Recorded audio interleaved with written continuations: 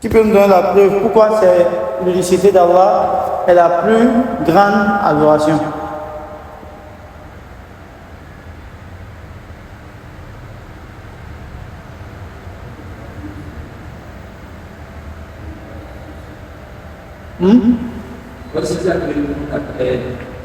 Oui, voilà. Parce que c'est lui qui nous a créé. Et tu vois. Mais nous a créé pourquoi? Pour faire cette adoration qui est l'unifiée. Mais qui est la preuve de ça? Parce que quand on dit la preuve, ce n'est pas des paroles.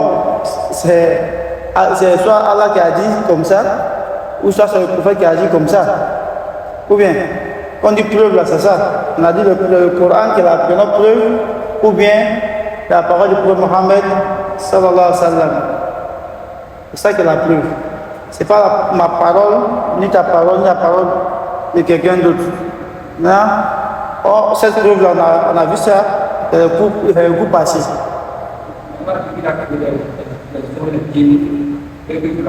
Ça, c'est l'adoration, d'une manière générale. Bon, il y a l'adoration, la plus grande de l'adoration, c'est unifier Allah subhanahu wa ta'ala.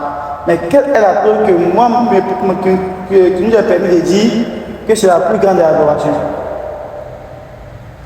Ça réside dans la parole de hier qu'on a dit, elle a dit quoi? Il n'a sait pas quoi? Voilà. Elle a dit, il n'a sait pas qu'on lui associe quoi que ce soit. Mais il pardonne tout ce qui est en dehors de ça à qui il veut. Inna Allah la yaghfiru an yushraka bihi wa yaghfiru ma duna dhalik. C'est comme ça on doit avancer. Là comme ça on est sûr que ce qu'on apprend là, c'est pour de bon. On peut aussi apprendre à quelqu'un d'autre. Ah mon frère, le shirk est la plus grande de l'obéissance. Et puis le tawhid est la plus grande de l'adoration. Pourquoi? Allah a dit quoi? Wa ma umiru illa liya'budullaha mukhlishina lahu-d-din. On a commandé aux gens que d'adorer Allah. Mais comment? Sincèrement. La sincérité ici là, c'est l'unicité d'Allah subhanahu wa ta'ala. L'adorer sans rien lui associer. Hein? Et puis encore la preuve que c'est la plus grande des désobéissances, le shirk. Allah dit quoi? Il pardonne tous les péchés, sauf le shirk. Et après ça, après l'unicité, on a vu quoi encore comme adoration? Un exemple d'adoration qu'on a vu. Chacun a donné un. Voilà, la prière, c'est ce qui vient après la prestation des foi. La prière,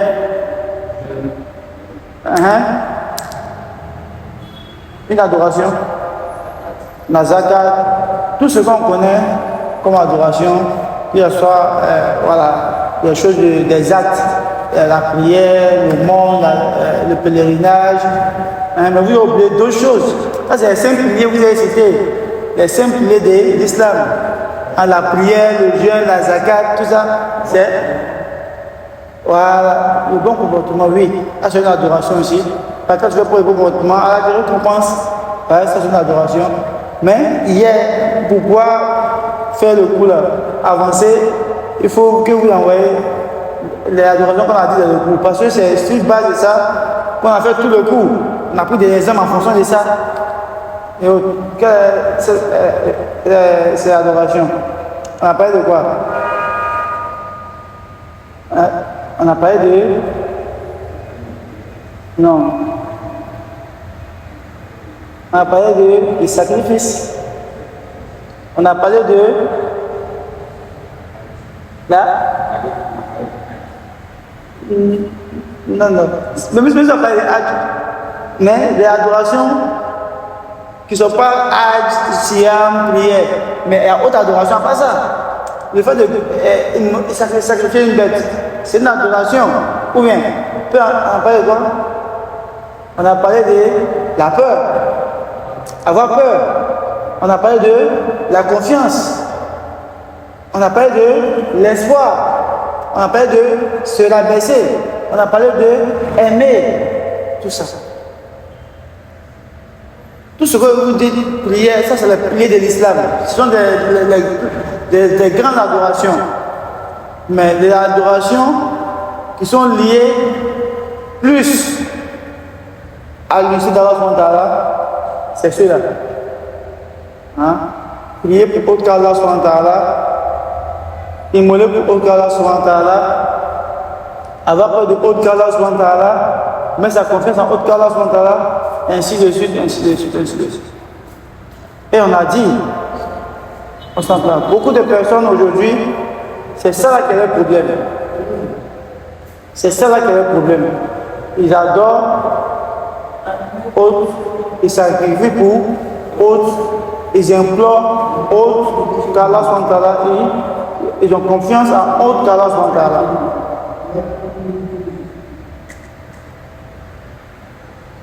Dans le cadre de la bonne compréhension, une fois ça nous en pratique. Donc on va avancer.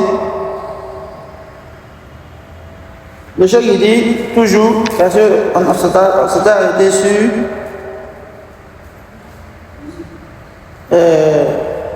il a dit ici أما الدعاء للميت والدعاء الغائب الذي لا يسمع كلامك أو دعاء أصنام أو الجن أو الأشجار ونحوها فهذا شرك المشركين وهو الشرك الأكبر الذي قال الله فيه إن الشرك لظلم عظيم. Il dit, quand on parle d'invoquer les morts, on n'a pas hésité à faire droit pour les morts, les personnes qui ne sont pas là, hein, soit il est décédé, ou soit encore il est dans un autre village, hein, mais tu l'appelles, hein, comme certains soufis, ils ont leur sien là-bas, on appelle Al-Raus. Hein? Raus, celui-là il dit que si tu as un problème, même s'il est mort partout, il est si tu as un problème, tu dis Gauss, et puis tu dis ton souci, et il a ton problème. C'est pourquoi souvent tu as chez nous ici, on dit Gauss, là tu comme ça. Hein? Ça tient un peu l'origine de là. C'est les maîtres spirituels qui ont dit à leurs élèves, si je ne suis pas là, si je suis mort, si je ne suis pas là demain, vous pouvez, peu importe le problème que vous avez, si tu dis mon nom seulement, je vais régler ça pour toi. Et ces personnes, ils sont sur cette croyance-là, quand il y a un souci, ils appellent ce chèque-là. Ils appellent ce chèque-là, qu'ils les viennent en aide. Et on a dit que tout ça, c'est le shirk. Parce que c'est Allah seul. Le mort ne peut pas profiter à quelqu'un. Le mort ne peut pas profiter à quelqu'un.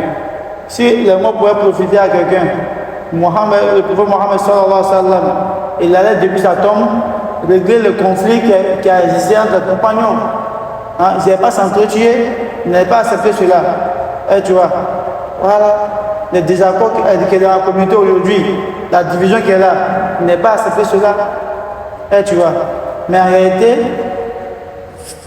où il peut nous profiter, c'est lorsqu'on va suivre sa parole. Lorsqu'on va respecter ce le conseil qu'il nous a laissé, c'est dans ça qu'on va tirer profit de lui. Mais quand on n'a pas fait cela, on ne profitera pas de lui.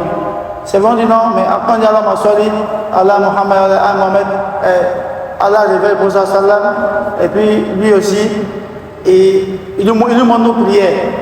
Mais quand Allah a dit non, Rasoul fait les prières pour toi. C'est Allah qui prie sur toi. Hein, qui te fait miséricorde par ta prière sur le prophète. Mais ce n'est pas le prophète qui prie sur toi. Alors lui présente tes prières pour dire telle personne a fait cela sur toi. Ça c'est un honneur pour toi. Mais tout ça, on ne voit pas l'effet de direct du prophète sur la personne qui fait la salat. Mais c'est Allah qui envoie l'effet sur la personne. Inna Allah wa malaikatahu yusalluna ala nabi. Et puis on fait ça parce que Allah nous a demandé de faire ça. Hein? Il dit, lui-même Allah il fait des prières, le prophète sallam. Il fait les louanges de Mohammed sallam auprès des anges. Et les anges aussi font des prières pour Mohammed sallam comme miséricorde, comme acceptation de la part d'Allah pour lui. Et nous aussi les hommes, Allah dit quoi? Faites des prières pour Mohammed sallam pour montrer sa valeur, pour montrer sa place. En faisant cela, Allah nous fait miséricorde. Allah facilite nos affaires. Et tu vois. Ouais, mais c'est pas Rasoul sallam qui directement qui agit chez nous. Donc les morts, une fois que tu es mort, toutes tes actions sont coupées, bonnes comme mauvaises. Sauf les sadaqat jariya que tu laisses et les gens profitent de cela. Si tu n'as pas ça, tu ne peux rien faire encore. Mais au contraire, c'est nous, on peut faire quelque chose pour toi. Si c'est ton maître, si il t'a enseigné, si tu respectes ses enseignements, si c'est un bon enseignement, lui, tu profites de ça. Si tu enseignes les gens et que ton maître t'a enseigné tout le Coran, à chaque fois que tu enseignes quelqu'un, lui aussi il a barragé là-bas. Ensuite, il a deux codes que tu puisses apprendre le Coran, ainsi de suite. Mais Carrefour, non, c'est ce qu'on fait, c'est le mot même qui te bénit au haut là-bas, ça c'est fini ça. C'est qu'elle est sur la terre, elle doit pour toi, pour que tu puisses, que Allah puisse régler tes problèmes. Ça c'est demandé. On dit une personne qui est présente, qui a la capacité de faire quelque chose, il est permis de demander à cette personne-là. Et il y a plus l'exemple du CV. Il n'y a plus l'exemple du CV. Mais une personne qui est absente, tu ne dois pas l'appeler, tu ne dois pas l'évoquer. Ça relève du shirk. Et puis le shirk il dit, c'est ça qu'on appelle le grand shirk, Ashirk ou Akbar. Le shirk que Allah ne pardonne pas. Pourquoi? Parce que c'est ce que les gens de la Mecque faisaient avant. Ils prenaient les statues, les tombeaux, ils passaient par ça pour appeler Allah subhanahu wa ta'ala. Allah dit, je ne veux pas que vous mettez intermédiaire entre vous et puis moi. C'est pourquoi il a dit dans le Coran, وَإِذَا سَأَلَكَ عِبَادِ عَنِّي فَإِنِّي قَرِيبٌ. Mohammed sallallahu alayhi wa sallam, si mes serviteurs demandent après moi, il faut leur dire que je suis proche. Je suis proche d'eux. Ujibu da'wata da'i iza da'an. J'accepte la doua de celui qui m'invoque lorsqu'il est en train de m'invoquer. Mais la condition, il n'a qu'à avoir foi à moi, Allah subhanahu wa ta'ala, qu'il ait foi à moi et qu'il ait foi que je vais lui répondre. C'est la condition qu'il a. Sinon, Allah n'accepte pas. Si tu invoques Allah subhanahu wa ta'ala, mais toi, tu n'es pas sûr qu'Allah va t'accepter. Il ne va pas accepter. Parce qu'Allah dit quoi? Je prends le serviteur de la manière il me prend. Si pour toi Allah est méchant, il sera méchant avec toi. Si pour toi Allah, il est miséricordieux, il est généreux, il sera généreux avec toi. Donc quand tu invoques Allah subhanahu wa ta'ala, il faut l'invoquer avec tout ton cœur. Et puis tu as confiance, tôt ou tard, il va exaucer. À mien ou mien, il va exaucer ta gloire. C'est ça, les conditions d'acceptation de toi. Et puis toi aussi, il faut avoir de bonnes relations. Alors quand on mange ton il faut faire du mal aux gens, il faut manger haram, et puis tu invoques, c'est fini. Tôt ou tard, là, va exaucer. Mais c'est ça, eux faisaient pour les tombeaux, pour les statues et autres là-bas. Et puis quand Mohammed Sassan est venu vers eux, ils ont dit quoi, qu'on n'adopte pas les statues là. Mais on veut que seulement, comme nous on n'est pas propre là, eux ils sont bois, ils sont naturels. Donc on passe par eux pour qu'ils n'ont pas envoyé de prière à Allah. D'ailleurs, Rasoul a dit qu'on va faire ça, mais on appelle Sheikh là. Allah n'aime pas ça. Mais aujourd'hui, les gens font ça.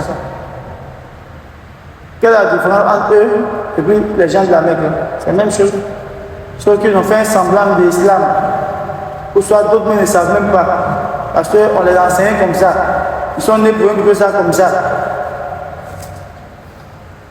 Donc le musulman doit s'écarter de tout ça. Et Waqala Ta'ala, concernant toujours le shirk, il dit Walau ashraku la habita anhum ma kanu ya'malun.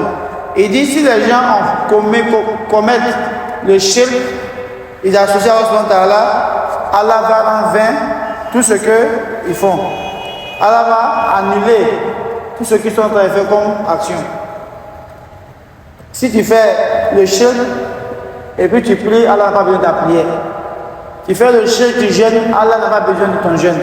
Tu fais le shirk,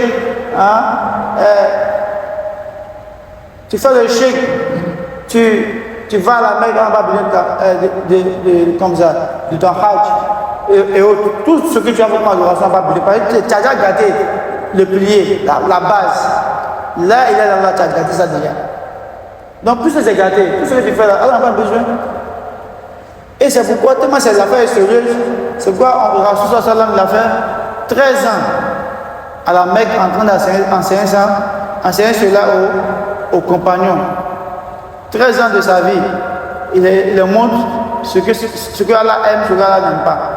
Et puis en matière concernant l'adoration, la définition de l'adoration, selon les savants musulmans, c'est quoi? C'est tout ce que Allah aime. Tout ce qui plaît à Allah subhanahu wa ta'ala, parmi les choses qu'on va prononcer, parmi les actions qu'on va poser, que ce soit caché ou apparent. Et ça on appelle l'adoration. La bonne intention, c'est une adoration. La bonne foi est une adoration. Les bonnes œuvres sont de l'adoration. Donc tout cela, Allah aime. Et il agrée cela. Donc celui qui fait ça, il a fait l'adoration. Donc si tu fais ça pour autre que Allah, tu as associé à Allah et Allah ne lui a plus ce que tu fais. Et Allah dit encore, subhanahu wa ta'ala, il dit Inna Allah la yaghfir an yushraka bihi wa yaghfir ma duna dhalika liman yasha. On a vu ça déjà, Allah n'accepte pas le shirk, mais il pardonne tout ce qui est en dehors du shirk à qui il veut. Wa laqad uhiya ilayka wa ila alladhina min qablika la in ashrakta la yahbatanna 'amaluka wa la takunanna min al-khasirin. Et là encore, c'est un autre verset qui fait beaucoup réfléchir. Allah dit au prophète Mohammed sallallahu alayhi wa sallam, la in ashrakta, ô Mohammed, si tu te permets de faire le shirk, la yahbatanna 'amaluk, tout ce que tu as fait comme adoration là, Allah va annuler ça. La yahbatanna 'amaluka wa la takunanna min al-khasirin, et tu seras du nombre des perdants, de ceux qui iront en enfer. Là, c'est Allah qui parle à son messager. C'est pas à nous, hein. Il parle à qui? À qui? Mohammed sallallahu alayhi wa sallam. Si tu fais shirk là, moi Allah, je garde tout ce que tu as fait comme bonne action. Même si c'est petit. Et puis encore, il t'informe que tu vas partir en enfer. Et ce que je t'ai dit là, il a dit ça aussi à ceux qui sont venus avant toi. Il ne fait pas le chiffre. Et c'est pourquoi Allah dit quoi? Il n'appartient pas à un prophète de venir dire aux gens, adorez-moi en dehors d'Allah subhanahu wa ta'ala. Et là, ça fait référence à ceux qui ont pris Isa comme Dieu. Allah nous dit dans le Coran que les prophètes là, ils n'ont pas le droit de dire aux gens de les prendre comme Dieu.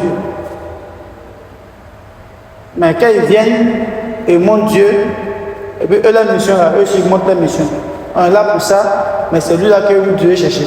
Allah subhanahu wa ta'ala. Mais c'est pas nous. Nous, on a les moyens pour nous envoyer vers Dieu. Pour faire l'adoration. Pour faire la loi de Dieu sur la terre. C'est tout. Vous devez nous respecter parce que Dieu nous a choisi. Mais nous, on n'est pas des objets ou des personnes qu'on adore. Quand on parle, c'est Allah qui nous dit on va parler, on parle. Aujourd'hui, on adore des personnes. Pourquoi? Quand on dit ça comme ça peut sembler être bizarre, mais comme toujours, pour ça, non, on adore les hommes, on adore les hommes. Comment on peut adorer l'homme? Hein? Quand on voit personne partir faire Allahu Akbar. Quelle a vu ça? Hein? Qui est parti faire sujoud Allah pour quelqu'un? Quelle a vu? Personne n'a vu ça. Mais adorer l'homme là, c'est lorsque quelqu'un dit quelque chose qui contredit la parole d'Allah subhanahu wa ta'ala. Il dit quelque chose qui est contraire à Allah. Et puis toi, tu fais pour lui, tu l'as adoré. Moi, comment vous avez cliqué d'autres. Mais font à la kitiko. Mite ben à la chariama. Mais ils ne sont qu'à tout tiramo à critiquer kala katui ni ko ke ibe jati comme il a d'offre à la can et ce gars-là a dit il dit itakazu ahbarahum itakazu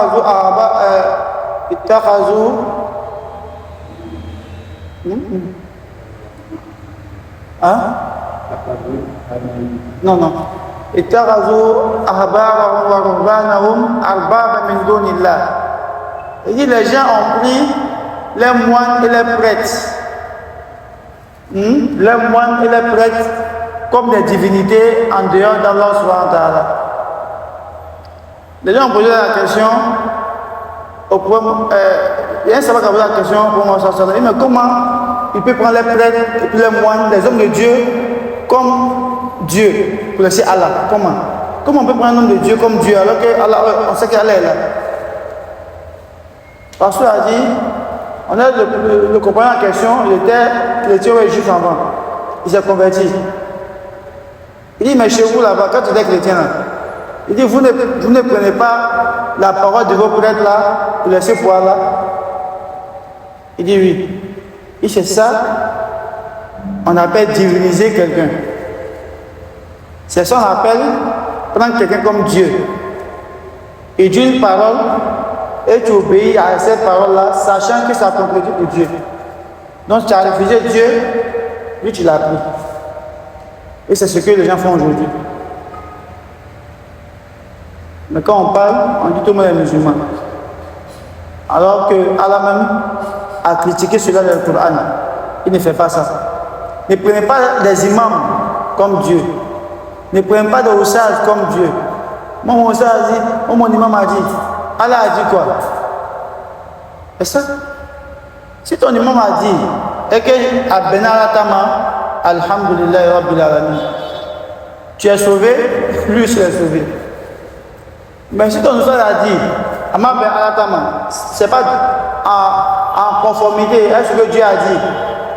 Et que toi tu le suis, toi tu as perdu, lui il a perdu.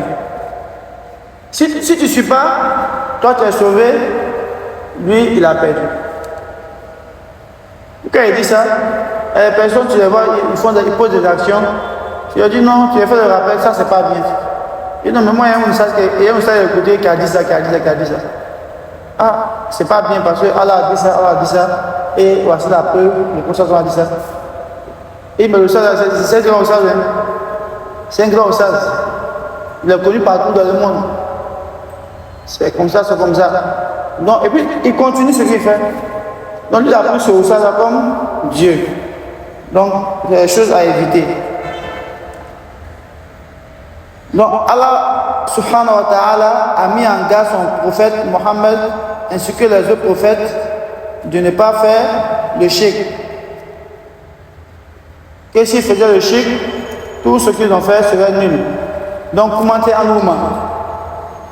Hein? Qu'est-ce qu'on va dire de nous maintenant? Si Allah a menacé ses prophètes de ça, quel est notre cas face à cela auprès d'Allah subhanahu wa ta'ala? Il dit فالله خلقنا ورزقنا ولم يتركنا هملا بل أمرنا بالتوحيد وطاعته وترك المعاصي. Il dit on doit savoir, il dit après tout ça la conclusion, tout ce qu'on a dit là, on doit comprendre là. Ce que Allah nous dit, c'est lui qui nous a créés. Il ne nous a pas laissé comme ça, comme des animaux. On mange, on boit, on se reproduit, on meurt. Non. Il dit, mais il a fait tout cela. Pourquoi? Pour qu'on vienne le rendre un. On vienne l'adorer lui seul. Allah subhanahu wa ta'ala. On vienne l'obéir. Et on s'écarte de ce que Allah subhanahu wa ta'ala nous a donné de s'écarter. C'est tout.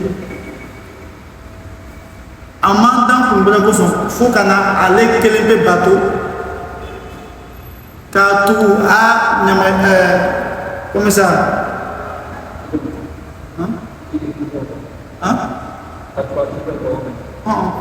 Katu a Namaria, voilà. Katou, a Namaria, et puis quand il est membre à la sauce. En tenant le coussin. Parce que les animaux là, ils ne font pas ça.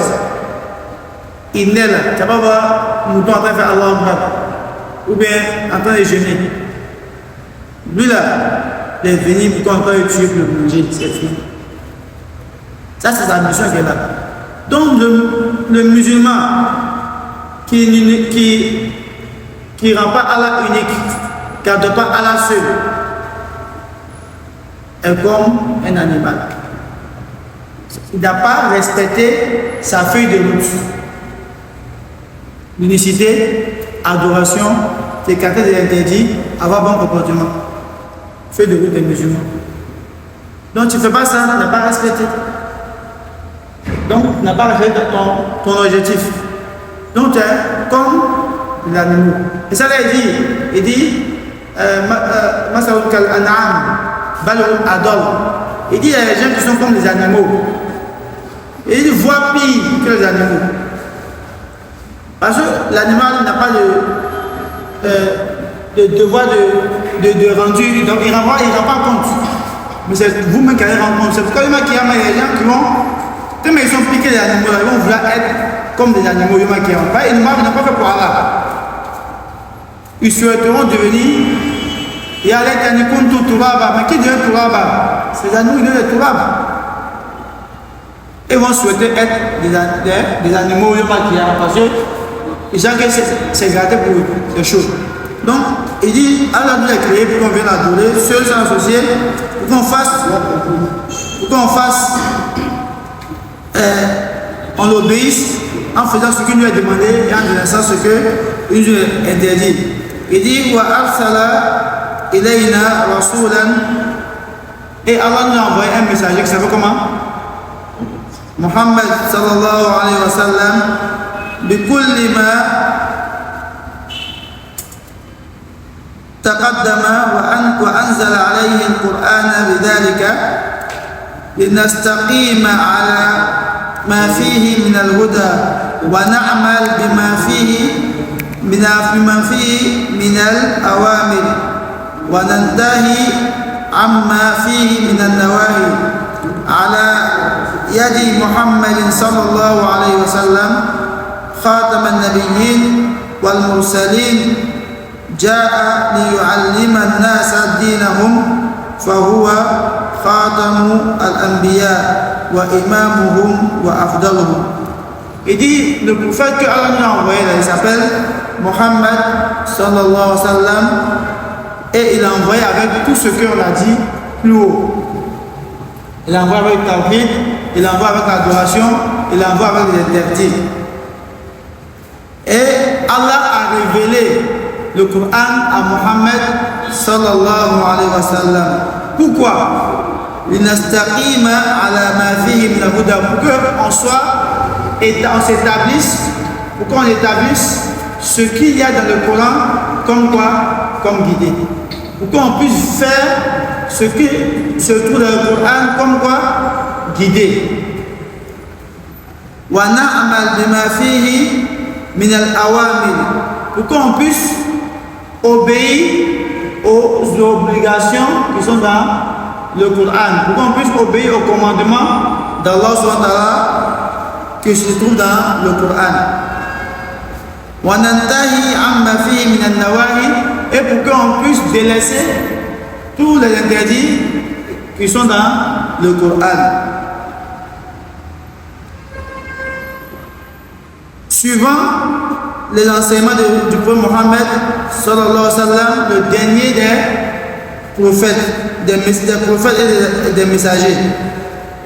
Le sceau, Ja'a li yu'allimana. Mohammed sallallahu alayhi wa sallam est venu pour nous enseigner, pour enseigner à sa communauté, pour enseigner aux hommes, dinahum, leur religion.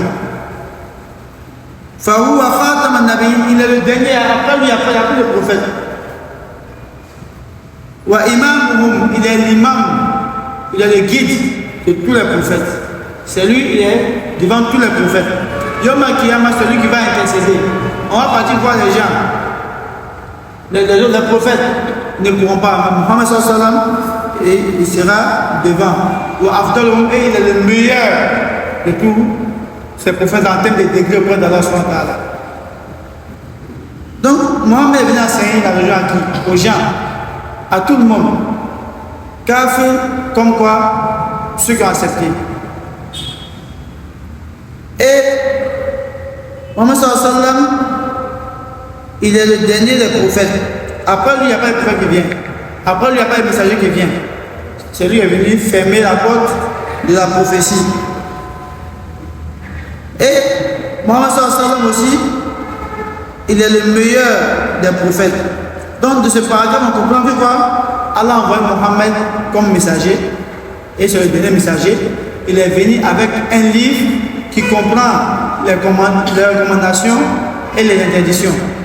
Donc le bon musulman est celui qui croit à son message comme dernier messager et prophète, comme l'imam des prophètes, lui qui va prendre la responsabilité d'intercéder pour les gens, pour les hommes, Yom al-Qiyamah. Celui Mohammed, on croit en ça et on obéit à tout ce que le Coran dit de faire et on délaisse tout ce que le Coran dit interdit de faire, conformément à l'enseignement de Mohammed sallallahu alayhi wa sallam. Et c'est pourquoi Allah dit dans le Coran, wa ma atakum rasoul fakhuzu wa ma nahakum anhu fantahu. Ce que Mohammed vous enseigne sallallahu alayhi wa sallam, prenez cet enseignement. Ce que vous interdit, délaissez cela. Et puis il dit quoi encore? Pour montrer que Mohammed sallallahu alayhi wa sallam n'est pas quelqu'un comme ça, qui parle comme ça. Il dit wa ma yantiqu an hawa in huwa illa wahyu yuha. Il dit, je pense que Mohammed sallallahu alayhi wa sallam, il dit les choses parce qu'il a envie de dire, il dit c'est pas le cas. Mohammed ne parle pas avec passion. Parce que lui il aime quelque chose, il dit ça pour se protéger. Non, non. Il dit les choses que Allah lui dit de dire. Il interdit les choses qu'Allah lui demande d'interdire. Bon, aujourd'hui, les gens ont pris un côté et un seul côté. Et il dit, nous, on prend le Coran, on laisse l'enseignement du prophète sallallahu. Comme si l'enseignement du prophète contredit le Coran. Et on a dit ici, si un hadith contredit le Coran, n'est pas un hadith. Un hadith qui contredit le Coran n'est pas hadith. Et tu vois, n'est pas hadith. Donc la parole du prophète sallallahu ne peut jamais contredire le Coran. Au contraire, ça vient éclairer ce qu'on n'a pas compris du Coran. Mais tout ça, aujourd'hui, on a toute cette maladie-là aujourd'hui dans la communauté. Mais si on ne connaît pas la religion, comment on va faire?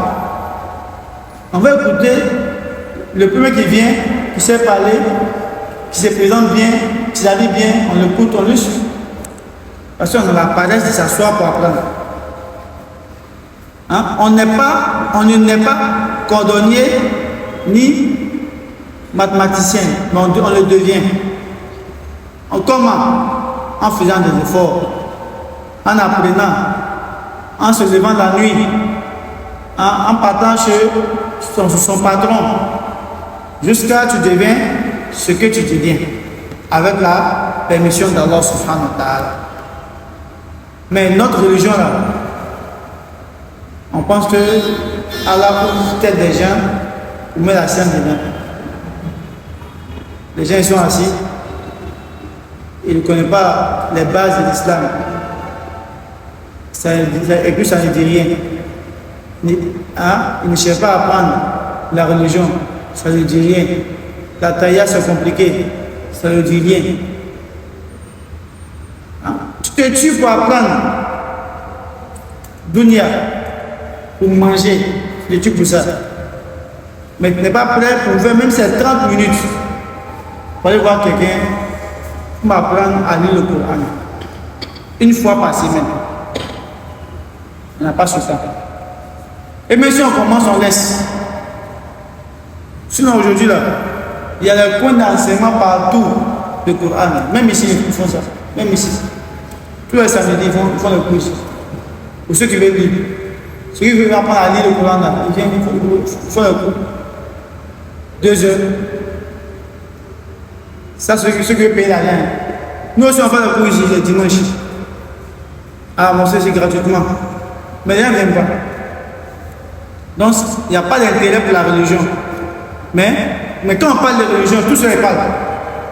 Quel sujet vient là? Tous ceux-là, ils vont parler dedans. Alors que quand tu parles dans leur domaine, par exemple, il faut laisser le domaine aux gens qui maîtrisent ce domaine. Qui dans le cours là, il était comme une maîtrise là, ça c'est notre domaine qui est là. Et puis quelqu'un dit ça net là, puis qu'à côté il s'était, il sait qu'il fait effectivement la vérité. Ça c'est mon domaine, je sais ce qu'il fait. En même temps il s'était, il est d'accord, vas-y.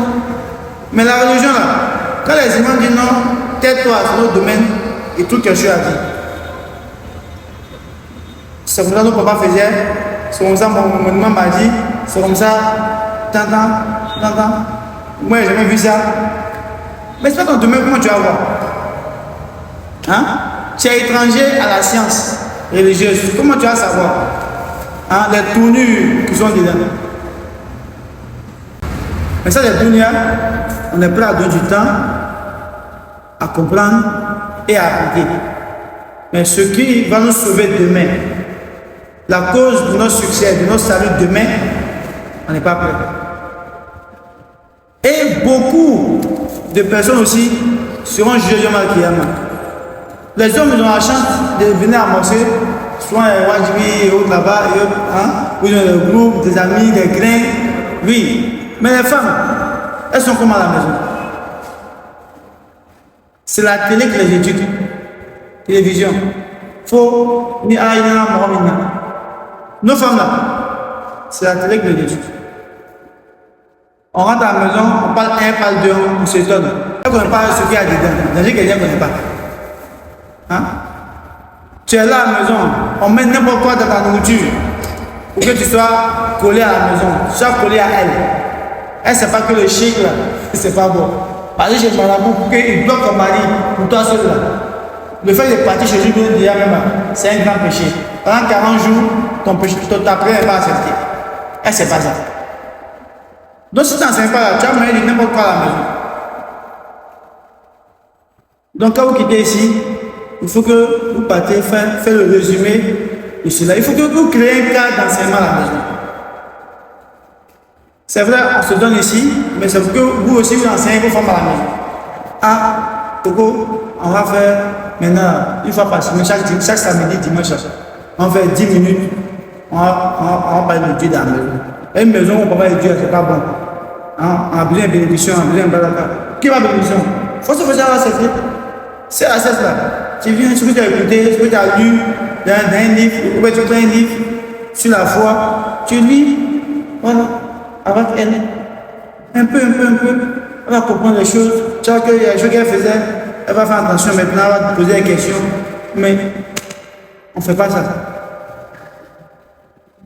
Or, le prophète sallallahu alayhi wa sallam dit, Allah dit d'abord, ya ayyuhallazina amanu qu anfusakum wa ahlikum nara. Protégez-vous et puis vos femmes, vos familles de l'enfer. Jusqu'à la fin du verset. Mais on se protège comment? En enseignant la bonne foi à nos familles, à nos femmes, à nos enfants, à nos frères, à nos sœurs. En les interdisant le mal, en leur donnant le bien. En faisant ça, on se préserve de nos familles de l'enfer. Puis Rasul a dit quoi? Il dit kullukum ra'in wa kullukum mas'ul wa kullukum mas'ul il dit kullukum ra'in wa kullukum mas'ulun an ra'iyatihi. Il dit vous tous vous êtes des bergers et vous tous vous serez interrogés sur votre berger. Le prophète dit on est tous comme des gardeurs, ceux qui gardent les moutons. Si tu suivais un mouton, si le mouton est perdu, qui va rencontrer? C'est toi. En ton côté, dit mais pourquoi mon mouton est perdu? Voilà, donc ta famille là, c'est ton troupeau. C'est toi qui dois l'amener vers le coin où il y a la nourriture. Tu dois les protéger du danger. Qu'ils puissent rentrer sains et saufs à la maison. Donc tu dois guider ta famille, les orienter pour qu'ils puissent rentrer quoi? Où ils sont quittés au paradis. Ne pas les envoyer en enfer. Donc on va s'arrêter là. On donne ton temps pour la bonne compréhension. Nous guider sur le droit chemin. ربنا آتنا في الدنيا حسنة وفي الآخرة حسنة وقنا عذاب النار ربنا لا تزغ قلوبنا بعد إذ هديتنا وهب لنا من لدنك رحمة إنك أنت الوهاب. سبحان ربك رب العزة عما يصفون والسلام على المرسلين والحمد لله رب العالمين.